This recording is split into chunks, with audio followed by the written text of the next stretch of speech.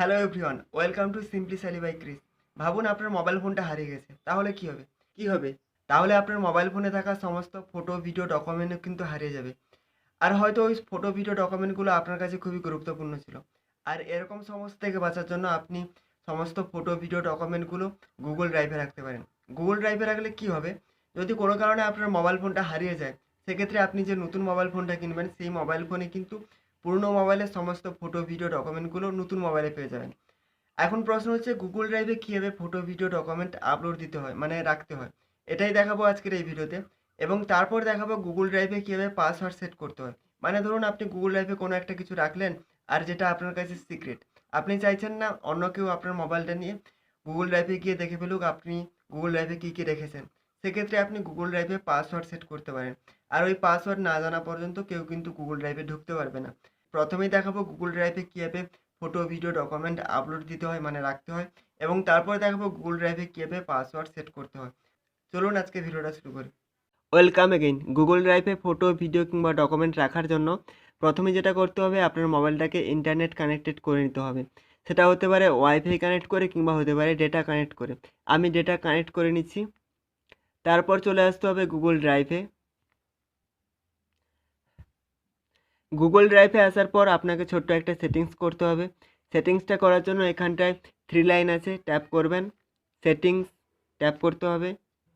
নিচের দিকে দেখুন transfer files only over wifi. যদি আপনি এটাকে অন করেন তাহলে কিন্তু ওয়াইফাই কানেক্ট করে আপনি গুগল ড্রাইভে ফটো, ভিডিও কিংবা ডকুমেন্ট আপলোড দিতে পারবেন। আর যদি এটাকে অফ করেন তাহলে মোবাইল ডেটা ব্যবহার করে আপনি গুগল ড্রাইভে ফটো, ভিডিও কিংবা ডকুমেন্ট আপলোড দিতে পারবেন। যখন আপনি ওয়াইফাই কানেক্ট করছেন তখন এটাকে অন করতে হবে, আর ডেটা কানেক্ট করলে এটাকে অফ করতে হবে। ঠিক আছে, তারপর চলে আসতে হবে এখানটায় আপনাকে একটা নতুন করে ফোল্ডার তৈরি করতে হবে। আমার আগে থেকে একটা ফোল্ডার তৈরি করা আছে, আমি দেখানোর জন্য আবার একটা ফোল্ডার তৈরি করছি। ফোল্ডার তৈরি করার জন্য প্লাস সাইনে ক্লিক করতে হবে। করার পর এখানটায় ফোল্ডার ট্যাপ করবেন। এখানটায় আপনি আপনার ইচ্ছে মতো ফোল্ডার দিতে পারেন, ফোল্ডারের নাম লিখতে পারেন। আমি দেখানোর জন্য লিখলাম। তারপর এখানটায় ক্রিয়েট ট্যাপ করবেন।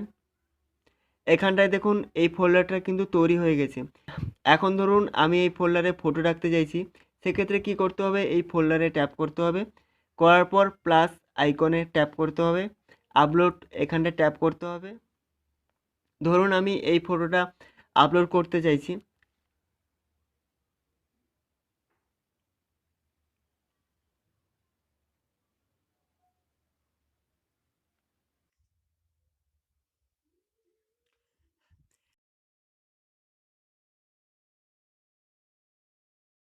এভাবেই কিন্তু আপনি যে কোনো ধরনের ফটো, ভিডিও, ডকুমেন্ট গুগল ড্রাইভে রাখতে পারেন। এবার চলুন জেনে নিই কীভাবে গুগল ড্রাইভে পাসওয়ার্ড সেট করতে হবে।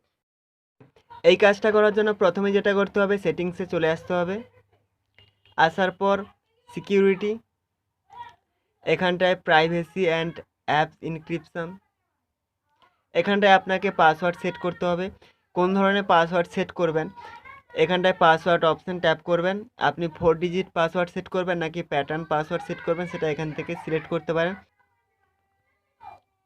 সেই একই পাসওয়ার্ড আবারও লিখতে হবে। পাসওয়ার্ড সেট করা হয়ে গেছে। এবার আপনি কোন অ্যাপসে পাসওয়ার্ড দিতে চাইছেন, ধরুন আপনি গুগল ড্রাইভে পাসওয়ার্ড দিতে চাইছেন, সেক্ষেত্রে সিম্পলি ট্যাপ করবেন, পাসওয়ার্ডটা কিন্তু সেট হয়ে যাবে। এখন যদি আমি আপনাদেরকে দেখাই গুগল ড্রাইভে গিয়ে, এখানে কিন্তু গুগল ড্রাইভে ওই পাসওয়ার্ডটা চাইছে যে পাসওয়ার্ডটা আপনি এক্ষুনি সেট করলেন। ঠিক আছে,